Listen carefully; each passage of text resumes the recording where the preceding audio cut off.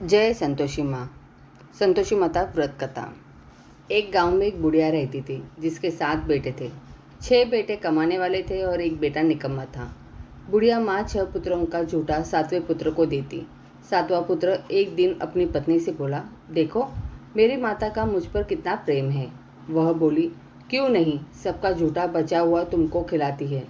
वह बोला, जब तक आंखों से ना देखे मान नहीं सकता। पत्नी ने हंसकर कहा, देख लोगे तब तो मानोगे। कुछ दिन बाद एक बड़ा त्यौहार आया। घर में 7 प्रकार के भोजन और चूरमा के लड्डू बने। वह पत्नी की बात को जांचने के लिए सिर दर्द का बहाना बनाकर पतला कपड़ा सिर पर ओढ़कर रसोई में जाकर सो गया और कपड़े में से सब देखता रहा। 6 भाइयों भोजन करने आए। उसने देखा माँ ने उनके लिए सुंदर सुंदर आसन बिछाए, 7 प्रकार की रसोई परोसी और आग्रह कर करके उन्हें भोजन कराती रही। वह देखता रहा।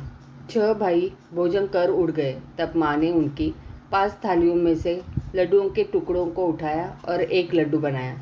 जूठन साफ कर माँ ने उसे पुकारा, उठ बेटा उठ, तेरे भाइयों ने भोजन कर लिया, तू भी उठकर भोजन कर ले। उसने कहा, माँ मुझे भोजन नहीं करना, मैं परदेश जा रहा हूँ। माता ने कहा, कल जाना हो तो आज ही जा। वह बोला, हाँ हाँ जा रहा हूँ। यह कहकर वह घर से निकल गया। चलते समय उसे पत्नी की याद आई। वह गौशाला में कड़े थाप रही थी। वहां जाकर वह बोला, मेरे पास तो कुछ नहीं है, यह अंगूठी है, सो ले ले और अपनी कोई निशानी मुझे दे दे। वह बोली, मेरे पास क्या है, यह गोबर भरा हाथ है। यह कहकर पत्नी ने उसकी पीठ पर गोबर के हाथ की थाप मार दी। वह चल दिया। चलते चलते दूर देश में पहुंचा। वहां एक साहूकार की दुकान थी। वहां जाकर बोला, सेठ जी मुझे नौकरी पर रख लो। साहूकार को नौकरी की सख्त ज़रूरत थी। तो उसने कहा, सेठ जी पर जैसा आप ठीक समझे। उसे साहूकार के यहाँ नौकरी मिल गई। वहाँ दिन रात काम करने लगा। कुछ दिन में दुकान का लेन देन, हिसाब किताब, ग्राहकों को माल बेचना, सारा काम करने लगा। साहूकार के 7-8 नौकर थे। वे सब चक्कर खाने लगे, लेकिन उसने अपनी लगन, परिश्रम और ईमानदारी से सभी को पीछे छोड़ दिया। उसे अपनी किए का फल मिला। सेठ जी ने भी उसका काम देखा और 3 महीने में ही उसे मुनाफे में साझेदारी बना लिया। परिश्रम करते करते 12 वर्ष में ही वह नगर का नामी सेठ बन गया और सेठ अपना सारा कारोबार उस पर छोड़कर बाहर चला गया। इधर उसकी पत्नी पर क्या बीती वह सुने। सास ससुर उसे दुख देने लगे। गृहस्थी का काम करवाकर उसे लकड़ी लेने जंगल में भेजते। इस बीच घर की रोटियों के आटे से जो भूसी निकलती उसकी रोटी बनाकर रख दी जाती और फूटे नारियल की नरेली में पानी दिया जाता। इस तरह दिन बीतते रहे। एक दिन वह जब जंगल में लकड़ी लेने जा नहीं थी, तब उसे रास्ते में बहुत सी स्त्रियां संतोषी माता का व्रत करती दिखाई दी। यह वहाँ खड़ी होकर पूछने लगी, बहनों यह तुम किस देवता का व्रत करती हो और इसके करने से क्या फल मिलता है? इस व्रत के करने की क्या विधि है? यदि तुम इसने अपने इस व्रत का विधान मुझे समझाकर कहोगी तो मैं तुम्हारा बड़ा एहसान मानूंगी। उनमें से एक स्त्री बोली, सुनो, यह संतोषी माता का व्रत है। इसके करने से निर्धनता, दरिद्रता का नाश होता है, लक्ष्मी आती है, मन की चिंताएं दूर होती है, मन को प्रसन्नता और शांति मिलती है, निपुति को पुत्र मिलता है, प्रीतम बाहर गया हो तो वह शीघ्र लौट आता है, कुंवारी कन्या को मनपसंद वर मिलता है, चलता मुकदमा खत्म हो जाता है, कलह क्लेश की निवृत्ति हो, मुख शांति होती है, घर में धन जमा हो, धन जायदाद का लाभ होता है तथा और भी मन में जो कुछ कामना हो सब संतोषी माता की कृपा से पूरी होती है, इसमें संदेह नहीं है। वह पूछने लगी, यह व्रत कैसे किया जाता है, यह भी बताओ तो बड़ी कृपा होगी। वह स्त्री कहने लगी, बिना परेशानी, श्रद्धा और प्रेम से जितना भी बन सके प्रसाद लेना, 5.25 आने तथा इससे भी ज़्यादा शक्ति और भक्ति के अनुसार गुड़ और चना ले। हर शुक्रवार को निराहार रहकर कथा कहना सुनना। इसके ओम बीज कम नहीं टूटे। लगातार नियम पालन के करना। सुनने वाला कोई न मिले तो घी का दीपक जलाकर उसके आगे जल के पात्र को रख कथा सुनना कहना, परंतु नियम न टूटे। जब तक कार्य सिद्ध न हो नियम पालन करना और कार्य सिद्धि हो जाने पर व्रत का उद्यापन करना। 3 मास में माता पूरा फल प्रदान करती है। यदि किसी के ग्रह खोटे हैं भी तो माता 1 वर्ष में अवश्य उनको अनुकूल करती है। कार्य सिद्धि होने पर ही उद्यापन करना चाहिए, बीच में नहीं। उद्यापन में 2.5 सेर आटे का खाजा तथा इसी अनुसार खीर तथा चने का साग बनाना, 8 बच्चों को भोजन कराना, जहाँ तक मिले देवर जेठ भाई बंधु कुटुंब के लड़के को लेना, न मिले तो रिश्तेदार और पड़ोसियों के लड़के को बुलाना, उन्हें भोजन कराना, यथाशक्ति दक्षिणा देना, माता का नियम पूरा करना। ध्यान रखना उस दिन घर में कोई खटाई न खाए। यह सुन वह वहाँ से चल दी। रास्ते में लकड़ी के बोझ को बेच दिया और उन पैसों में गुड़ चना ले माता के व्रत की तैयारी कर आगे चली। रास्ते में संतोषी माता के मंदिर में जा माता के चरणों में लौटने लगी, विनती करने लगी, माँ मैं दीन हूँ, निपट मूर्ख हूँ, व्रत के नियम कुछ नहीं जानती, मैं बहुत दुखी हूँ। हे माता मेरा दुख दूर कर, मैं तेरी शरण में हूँ। माता को दया आई। एक शुक्रवार बीता कि दूसरे शुक्रवार को ही उसके पति का पत्र आया और तीसरे शुक्रवार को उसका भेजा हुआ पैसा पहुंचा। यह देखकर जेठानी मुंह सिकोड़ने लगे। इतने दिनों बाद इतना पैसा आया, इसमें क्या बड़ाई है। लड़के ताने देने लगे। काकी के पास अब पत्र आने लगे, रुपया आने लगा। अब तो काकी की खातिर बढ़ेगी, अब तो काकी बुलाने से भी नहीं भूलेगी। बेचारी सरलता से कहती, भैया पत्र आए रुपया आए तो हम सबके लिए अच्छा है। ऐसा कहकर आंखों में आंसू भरकर संतोषी माता के मंदिर जा बैठी।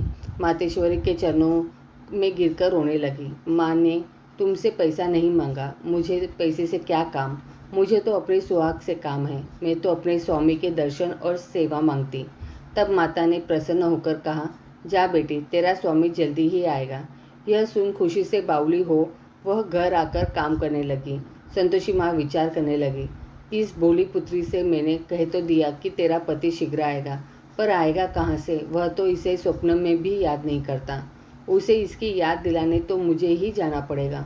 संतोषी माता ने उस बुढ़िया के बेटे को स्वप्न में समझाया, पुत्र तेरी घरवाली कष्ट उठा रही है। यह बोला, हाँ माता यह तो मुझे भी मालूम है, परंतु क्या करूँ, वहाँ कैसे जाऊँ, परदेश की बात है, लेन देन का सारा हिसाब किताब है, कोई जाने का रास्ता नज़र नहीं आता, आप ही कोई राह दिखाइए कि वहाँ कैसे जाऊँ।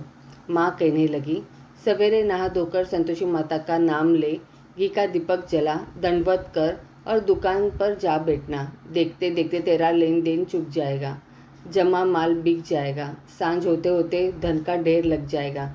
वह अगले दिन सुबह बहुत जल्दी उठा। उसने अपने मित्र बंधुओं परिचितों से स्वप्न में माता द्वारा कही गई बात कह सुनाई।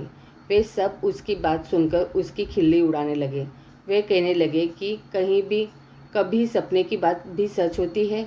एक बूढ़ा व्यक्ति बहुत समझदार था। वह बोला, देखो भाई मेरी बात मानो, इस तरह सच या झूठ कहने के बदले देवता ने जैसा कहा है वैसा ही करना, तेरा क्या जाता है। बूढ़े की बात मानकर नहा धोकर उसने संतोषी माता को प्रणाम किया। फिर भी घी का दीपक जलाकर दुकान पर जा बैठा। शाम तक धन का ढेर लग गया। वह हैरान हुआ। मन में संतोषी माता का नाम ले प्रसन्न हो घर जाने के वास्ते गहना कपड़ा व सामान खरीदने लगा। सब काम से निपट अपने घर को रवाना हुआ। उधर उसको पत्नी जंगल में लकड़ी लेने गई। लौटते वक्त थक जाने के कारण संतोषी माता के मंदिर पर विश्राम करने बैठ गई। यह तो उसका रोज रुकने का स्थान था। धूल उड़ती देख उसने माता पूछा, हे माता यह धूल कैसे उड़ रही है। माँ ने कहा, हे पुत्री तेरा पति आ रहा है, अब तू ऐसा कर लकड़ियों के 3 बोझ बना, एक नदी के किनारे रख, दूसरा मेरे मंदिर पर और तीसरा अपने सिर पर रख। तेरे पति को लकड़ी का गड्ढा देखकर मोह पैदा होगा, यह वहाँ रुकेगा, नाश्ता पानी बना खाकर माँ से मिलने जाएगा।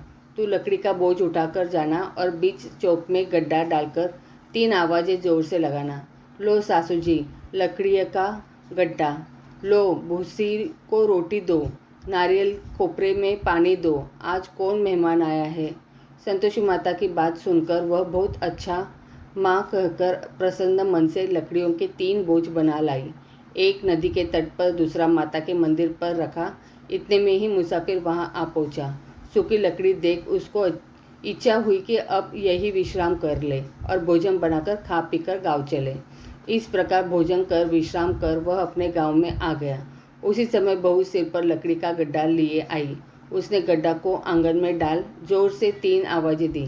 लो सासू जी, लकड़ी का गड्ढा लो, भूसी की रोटी दो, नारियल के खोपरे में पानी दो। आज कौन मेहमान आया है? यह सुनकर सास ने अपने दिए हुए कष्टों को भुलाने के लिए कहा, बहू तू ऐसा क्यों कहती है? तेरा मालिक ही तो आया है। बैठ, मीठा भात खाकर कपड़े गहने पहनना। पत्नी की आवाज़ सुनकर उसका स्वामी बाहर आया और उसके हाथ में पहनी अंगूठी देख व्याकुल हो गया। उसने माँ से पूछा, माँ यह कौन है? माँ बोली, बेटा तेरी पत्नी है। आज 12 वर्ष हो गए। जब से तू गया है तब से सारे गांव में जानवर की तरह भटकती फिरती है। कामकाज कुछ करती नहीं, 4 समय खाकर खाती जाती है। अब मुझे देखकर भूसी की रोटी और नारियल के खोपरे में पानी मांगती है। वह बोला, माँ मैंने इसे भी देखा है और तुम्हें भी। मुझे दूसरे घर की चाबी दो, मैं उसमें रहूँगा। ठीक है बेटा, जैसी तेरी मर्जी, कहकर माँ ने चाबी का गुच्छा बेटे के सामने रख दिया। उसने दूसरे घर को खोलकर सारा सामान जमाया। एक ही दिन में वहाँ राजा के महल जैसा ठाट बाट बन गया। अब क्या था, वह सुख भोगने लगी। अगला शुक्रवार उसने पति से कहा, मुझे संतोषी माता का उद्यापन करना है। पति बोला, बहुत अच्छा, खुशी से कर लो। वह उद्यापन की तैयारी करने लगी। जेठ के लड़कों को भोजन के लिए कहने गई। उन्होंने मंजूरी किया, परंतु पीछे से जेठानी ने अपने बच्चों को सिखलाया, देखो रे, भोजन के समय सब लोग खटाई मांगना, जिससे उसका उद्यापन पूरा ना हो। लड़के भोजन करने आए, खीर पेट भरकर खाई, परंतु बात याद आते ही कहने लगे, हमें कुछ खटाई खाने को दो, खीर खाना हमें भाता नहीं, देखकर अरुचि होती है। लड़के उठ खड़े हुए, बोले, पैसे लाओ। भोली बहू कुछ जानती न थी, उन्हें पैसे दे दिए। लड़कों ने बाजार जाकर उन पैसों से इमली खरीदी और खाई। यह देखकर बहू पर माताजी ने कोप किया। राजा के दूत उसके पति को पकड़कर ले गए। अब सब मालूम हो जाएगा जब जेल की रोटी खाएगा। बहू से यह वचन सहन नहीं हुए। वह संतोषी माता के मंदिर में गई और कहने लगी, माता तुमने यह क्या किया? हंसाकर क्यों रुलाने लगी? माता बोली, पुत्री तूने मेरा व्रत का भंग किया है, इतनी जल्दी सब बातें भुला दी। वह बोली, माता भूली तो नहीं हूँ, न कुछ अपराध किया है, मुझे तो लड़कों ने भूल डाला दिया, मुझे क्षमा करो माँ। माँ बोली, ऐसी भूल भी कहीं होती है? यह बोली, अब कोई भूल नहीं होगी। अब बताओ मेरे पति कैसे आएंगे? माँ बोली, पुत्री जा, तेरा पति तुझे रास्ते में ही आता मिलेगा। वह मंदिर से निकलकर बाहर आई तो रास्ते में उसे अपना पति आता हुआ मिला। उसने पूछा, कहाँ गए थे? वह बोला, इतना धन जो कमाया है उसका कर राजा ने मांगा था, वह भरने गया था। वह प्रसन्न होकर बोली, भला हुआ, अब घर चलो। फिर अगला शुक्रवार आया। वह बोली, मुझे माता का उद्यापन करना है। पति ने कहा, ठीक है करो। वह फिर जेठ के लड़कों से भोजन को कहने गई। जेठानी ने लड़कों को सिखा दिया कि तुम पहले की तरह खटाई मांगना। लड़के भोजन करने बैठे, लेकिन भोजन करने से पहले ही कहने लगे, हमें खीर पूरी नहीं भाती, जी बिगड़ता है, कुछ खटाई खाने को दो। यह बोली, खटाई खाने को नहीं मिलेगी, खाना हो तो खाओ। उनके उठकर चले जाने पर उसने ब्राह्मण के लड़के को बुलाकर भोजन करवाया। दक्षिणा की जगह उन्हें एक एक फल दिया। इससे संतोषी माता प्रसन्न हो गई। माता की कृपा से 9 माह बाद उसको चंद्रमा के समान एक सुंदर पुत्र प्राप्त हुआ। पुत्रों को लेकर वह प्रतिदिन संतोषी माता के मंदिर में जाने लगी। माँ ने सोचा कि यह रोज आती है, आज क्यों न मैं ही इसके घर चलूँ, इसका आसरा देखूँ तो सही। यह विचार कर माता ने भयानक रूप बनाया। गुड़ और चने से सना मुख, ऊपर से मूंड की समान ओठ, उस पर मक्खियाँ भिनभिना रही थी। दहलीज में पैर रखते ही उसकी सास चिल्लाई, देखो रे, कोई चुड़ैल डाकिनी चली आ रही है, लड़कों इसे भगाओ नहीं तो सबको खा जाएगी। बहू रोशनदान से देख रही थी, वही प्रसन्न हो उठी, आज मेरी माता मेरे घर आई है। यह कहकर दूध पीते बच्चे को गोद उतार दी। इस पर उसको सास को क्रोध में भरकर बोली, अरे इसे देखकर कैसे उतावली हो, जो बच्चे को पटक दिया। इतने में माँ के प्रताप से जहाँ देखो वहाँ लड़के ही लड़के नजर आने लगे। यह बोली, माँ जी मैं जिनका व्रत करती हूँ यह वही संतोषी माता है। इतना कह उसने झट से घर से सारे किवाड़ खोल दिए। सबने माता के चरण पकड़ लिए और विनती करने लगे, हे माता हम मूर्ख हैं, अज्ञानी हैं, तुम्हारे व्रत की विधि हम नहीं जानते। तुम्हारा व्रत भंग कर हमने बड़ा अपराध किया है। हे माता, आप हमारे अपराधों को क्षमा करो। इस प्रकार 12 बार कहने पर संतोषी माता प्रसन्न हुई। इसके बाद उसकी सास कहने लगी, हे संतोषी माता, अपनी बहू को जैसा फल दिया वैसा सबको देना। जो यह कथा सुने या पढ़े उसका मनोरथ पूर्ण हो। जय संतोषी माँ।